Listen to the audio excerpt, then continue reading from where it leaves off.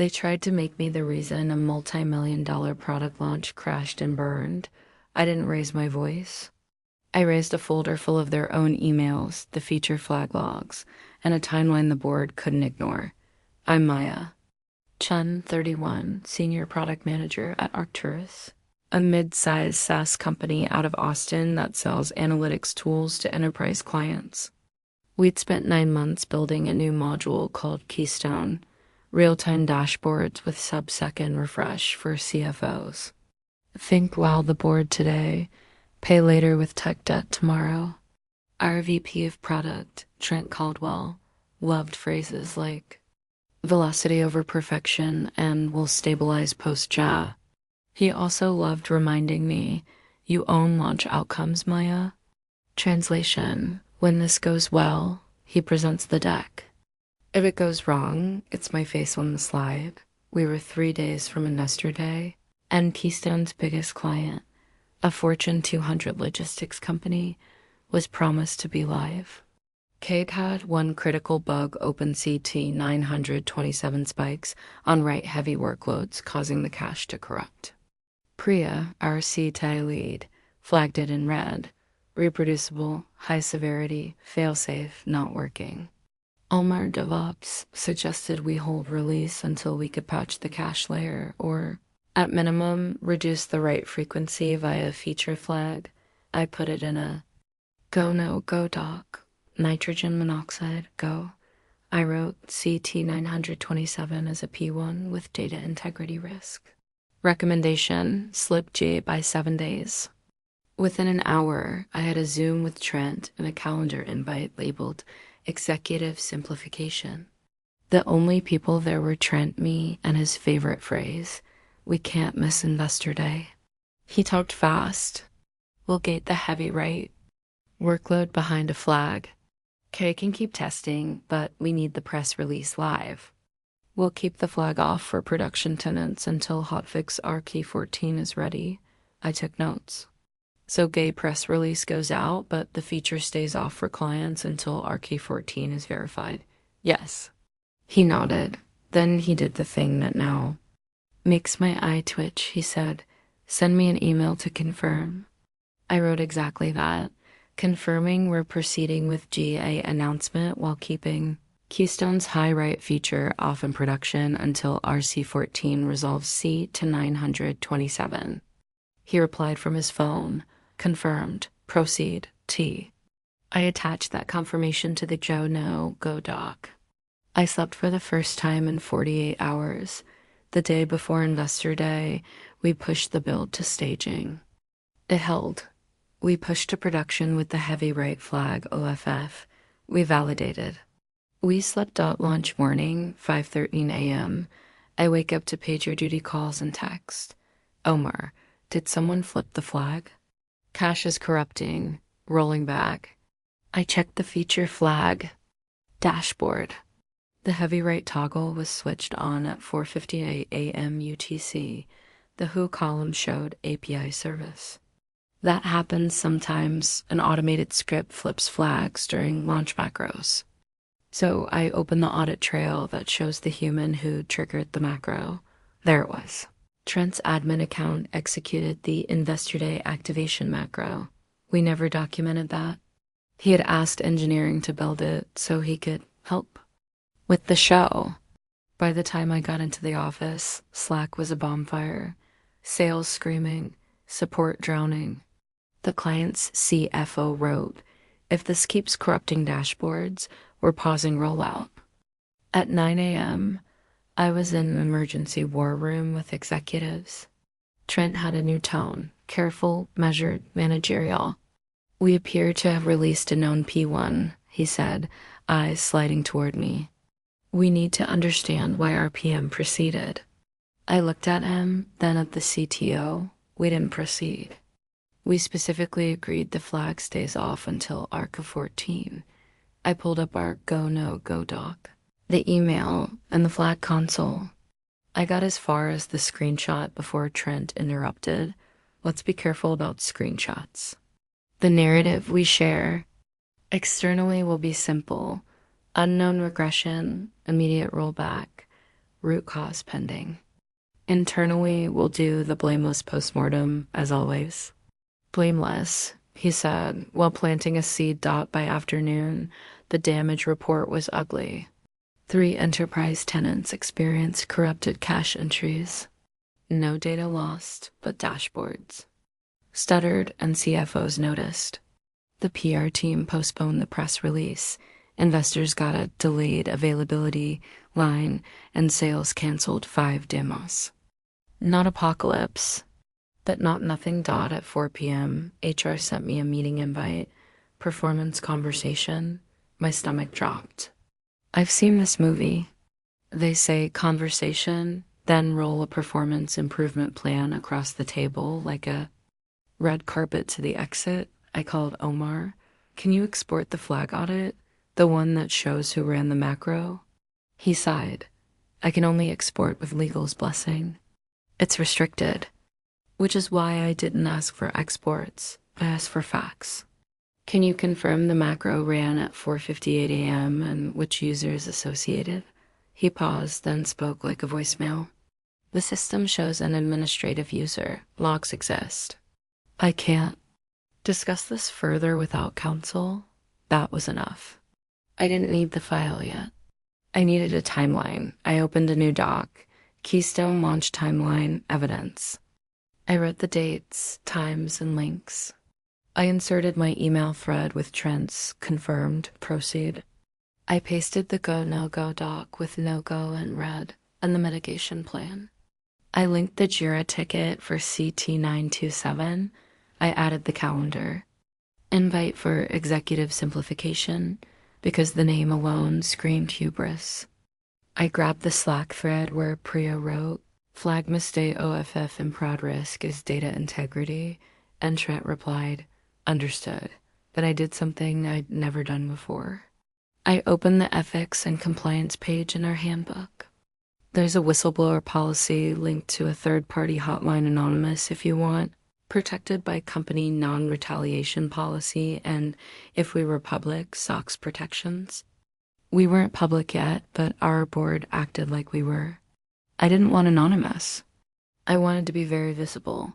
I submitted a report. Concern, potential policy violation and change management. Evidence attached. I wrote 3 objective paragraphs, timeline approvals, and the unplanned flag activation. I did not accuse anyone of intent. I asked for a compliance review and preservation of relevant logs. I attached my doc and CC'd the General Counsel, Janice Bauer, on a separate email. For awareness, request legal hold. HR met me at 9 a.m. sharp in a small conference room with tissue boxes that had seen things. The HRBP, soft-voiced, and my manager's manager, not Trent but his peer, a director named Samir, the HRBP started. We're here to discuss the Keystone incident and your role in the launch. I put a printed copy of my timeline on the table. Before we begin, legal has been notified of a compliance concern and a legal hold has been requested. I'm happy to discuss general process, but I won't speculate about individuals. Samir blinked. I blinked. Then Samir read the first page, the second, and his jaw flexed. Who activated the flag? I've requested an audit, I said. My notes show our agreement was to keep it off until ARCA 14. The HRBP closed. The folder gently, like it might break. Thank you, Maya. We'll pause this conversation. At 11 a.m., my Outlook pinged. Janice, General Counsel, received. Legal hold issued for Keystone launch materials including email, Slack, flag logs, Jira, Confluence, calendar invites. Please preserve any personal notes. We will conduct interviews. At 1 p.m., I saw Trent's name on my screen. Quick sync. He didn't wait for me to answer and walked into my cube area like a sitcom. We're aligned, right? You know how these things go. We'll keep it high level.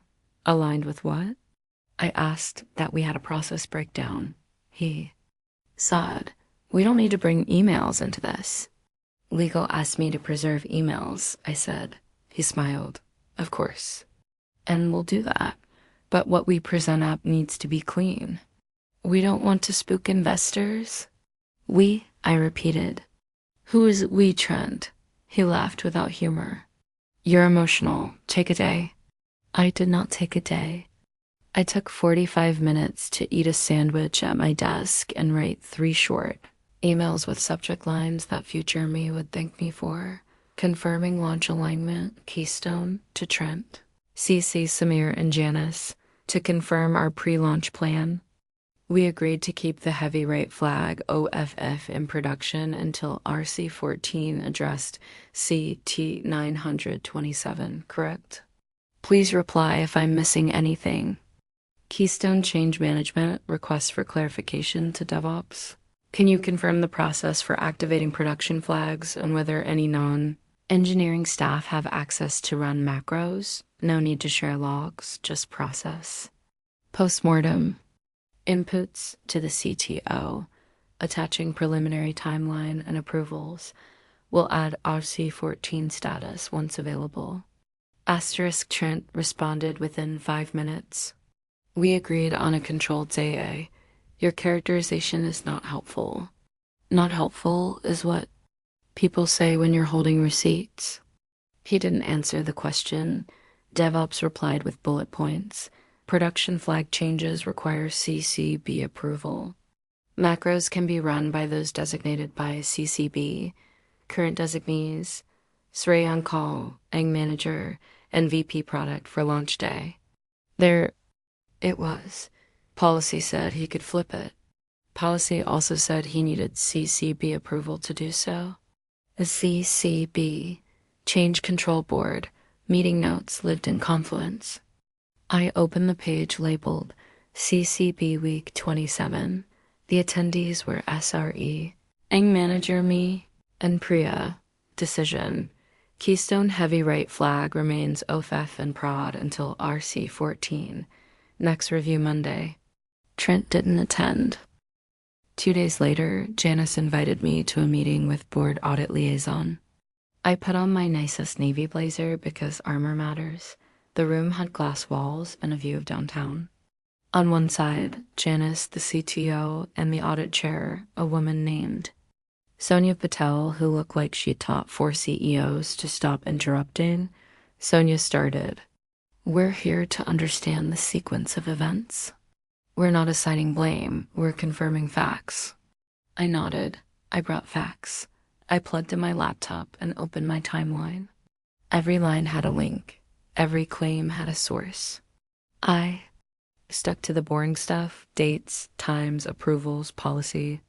I showed the go, no-go dog with the red nitrogen monoxide, go, and the mitigation plan.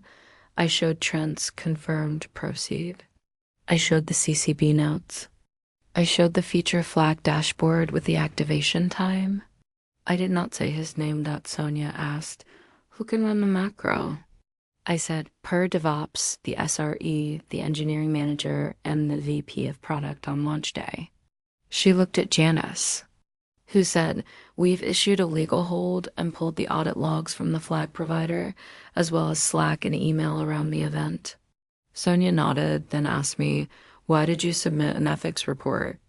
Because I'm not the only one in this building who has been told velocity over perfection.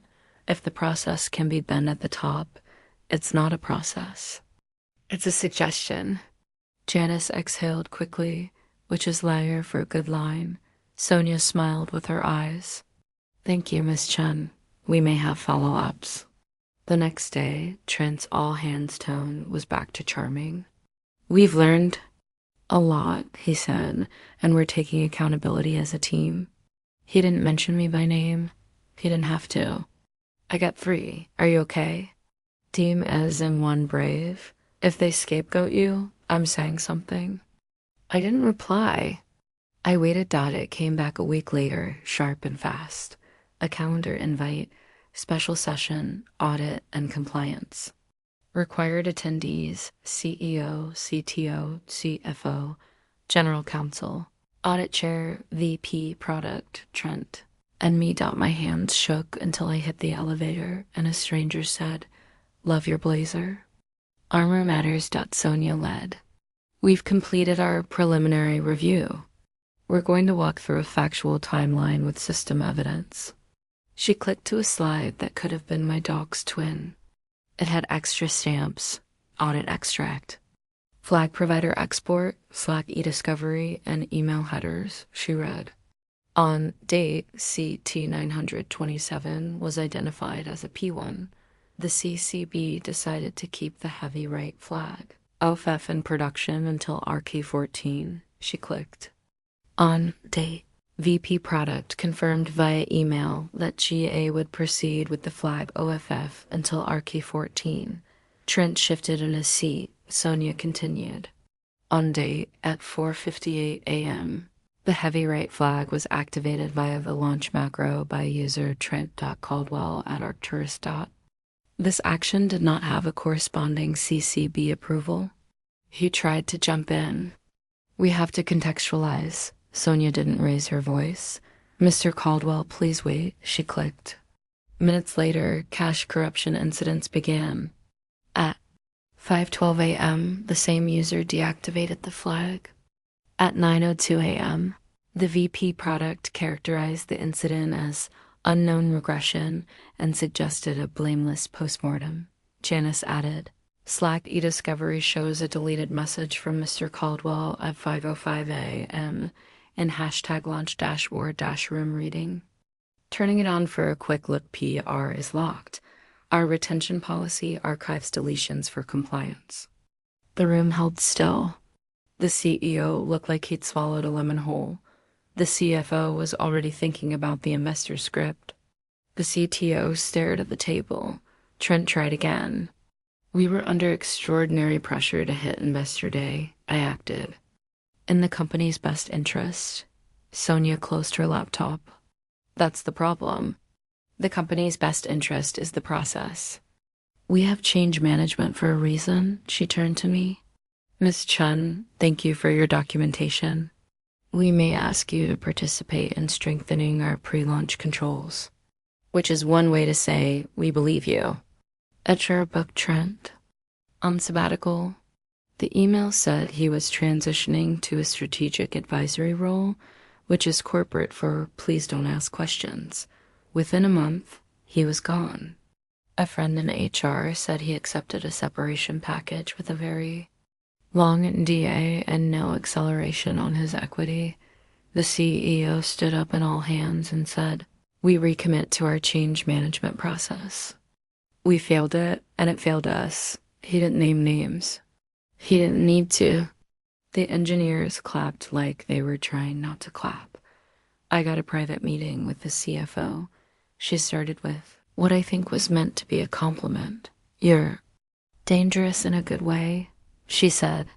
"You write like a lawyer and think like an engineer." I think like someone who's tired of being told to be a team player when team player means ignore the rules. I said. She nodded. "We want to offer you Director of Product Operations. Build the guardrails you wish existed." I took the offer with one condition. CCB decisions would require 2 signatures for any launch day override. 1 from engineering, 1 from product. And we'd add a simple safeguard. Flags require second approval if a VP initiates the change. If that approval doesn't happen, the system won't execute the macro. Machines enforce what humans rationalize away. We also added something small but human. If anyone pushes back on a launch for a documented P1, they get a protected dissent. Tag in Jira. It doesn't block the launch. It just lives there, time-stamped, a quiet reminder that someone cared enough to say no. It stopped a lot of stupid in the months that followed. Epilogue, the client who almost paused. They stayed. We gave them a credit, a dedicated account manager, and access to our new health dashboard. They didn't need it. Keystone stabilized. RC14 fixed the cache. Investor Day happened a week late with one sentence changed in the script. We're proud to be a company that ships when it's ready. No one ever apologized to me in public. I didn't need that. I needed the policy to outlast the people who bend it. If you're ever in a room where someone says, we can clean it up after launch, write an email to yourself with a plan. Ask for confirmation in writing. You don't have to be loud to be effective. You just have to let their favorite tool email finish the story for you. Asterisk, and that's how the boardroom boomeranged. Not with drama, but with receipts.